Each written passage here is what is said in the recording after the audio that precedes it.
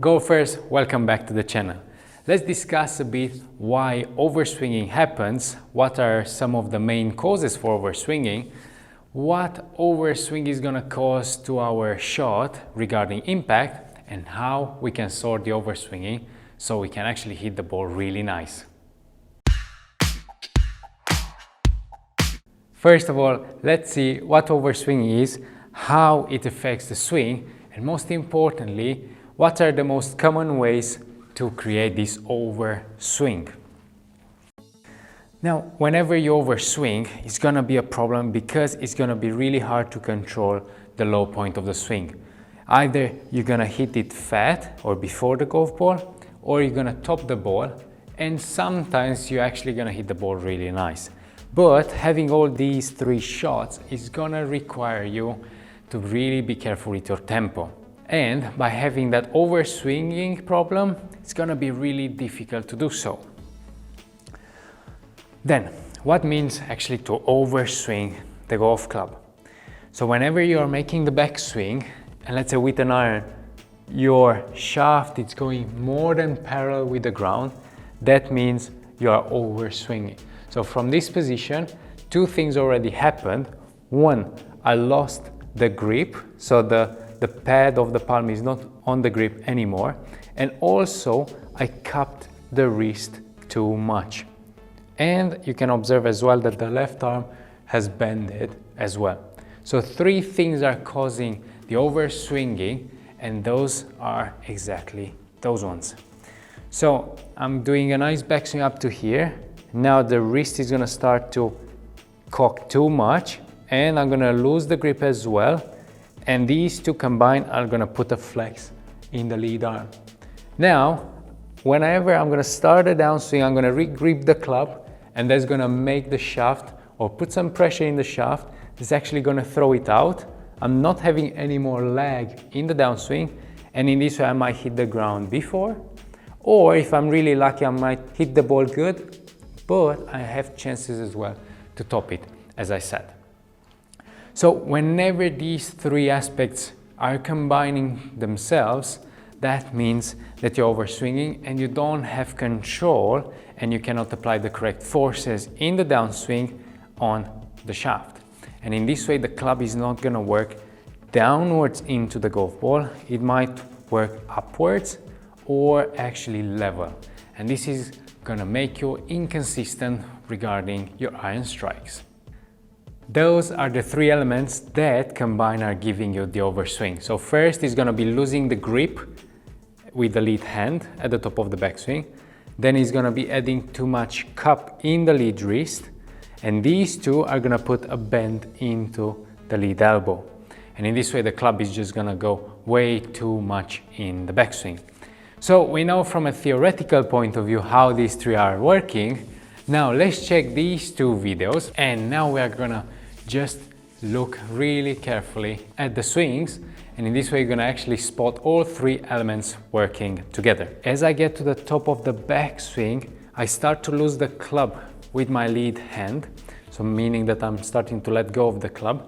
And then you can see as well that the lead wrist starts to cup too much in order to get backswing length, and this is gonna put too much pressure on the elbow, and the elbow is gonna bend. When the downswing starts, it's gonna be really easy to observe that I'm gonna cast the club because I'm gonna re-grip the club, and that it means that I'm losing all the angles between the lead arm and the club, resulting in casting, and in this way we cannot be sure that the club is gonna hit in the right spot. This was it all about the theoretical points, how casting happens. Let's see a drill or some drills that are going to help you to eliminate the overswinging forever. An easy way to get rid of that over the swing issue. It's going to require you to use two tees, but let's see first where to put the first one. So I want you to grip the club as normal with the lead hand, and now I want you to take the pad of the palm off the grip, and I want you to place the tee on the grip, and now the palm is gonna hold the tee on the grip. And in this way we create a device or a training aid which is gonna enable us to hold the club with the bottom part of our arm or hand when we are reaching the top of the backswing. If I go at the top of the backswing in a way that I'm overswinging, you can see that the palm opens and the tee is gonna fall down. So in this way you have instant feedback that the swing you were trying to make, it was not good. Another feel that I would like you to use when you make the backswing is that when you are halfway in the backswing, the pinky finger and the ring finger are squeezing the club a bit more, so you know in this way that you put pressure on the tee, so you're not losing it anymore. And in this way you're gonna have a bit more angle between the lead arm and the club at the top of the backswing.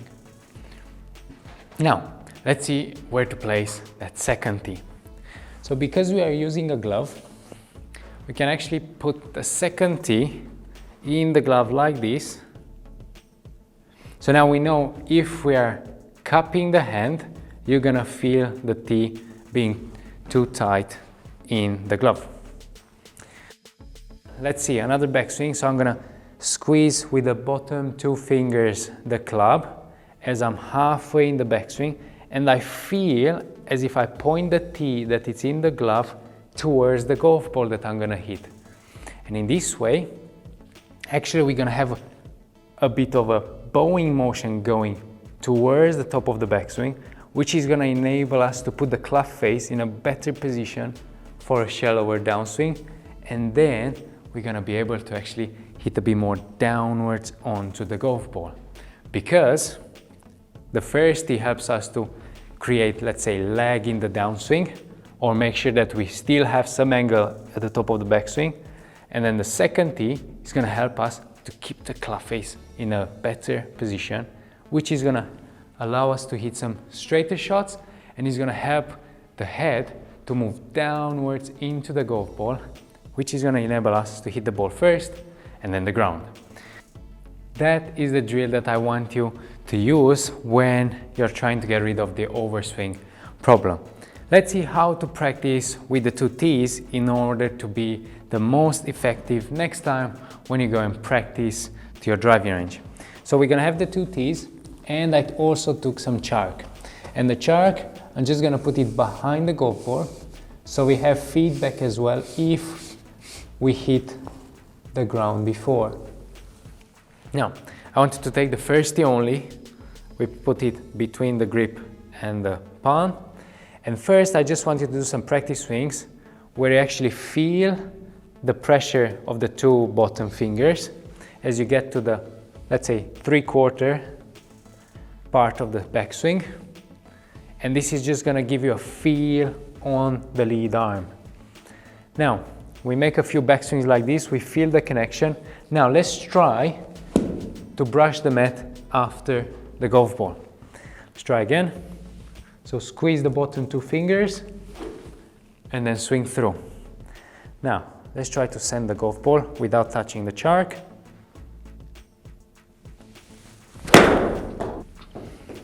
Okay, strike was good, and I would like you to do a few shots like this. I would say try 5 shots where you just try to get a feel for the backswing with your lead arm, and then you're gonna go and hit 5 shots. Then we're gonna grab a few more golf balls. We're gonna place the first tee in the same position between the grip and the palm, and then the second one is gonna go on the top of the glove. So now I'm gonna try to avoid cupping the lead wrist in the backswing. So we have the same sensation that I'm squeezing, and I'm trying to point the top tee, this one, towards the golf ball. So now the backswing, squeeze, and I'll point the tee to the ball. One more time, squeeze the two fingers, point the tee, downswing. Let's try again, reposition the top tee. So squeeze the two fingers, point the tee, and then swing down. Okay, so I got the feel. Now let's try to hit the ball. So take the position, and let's see. So squeeze and then point the tee.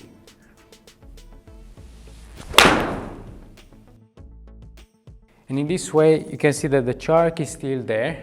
I managed to strike the golf ball very good, and I didn't overswing. So it's basically what we wanted to achieve, we achieved.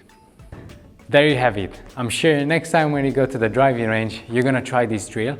So the main points are gonna be to squeeze the club with the bottom 2 fingers of the lead hand. And then as you get to the top of the backswing, feel like you point the tee that you're gonna put here towards the golf ball.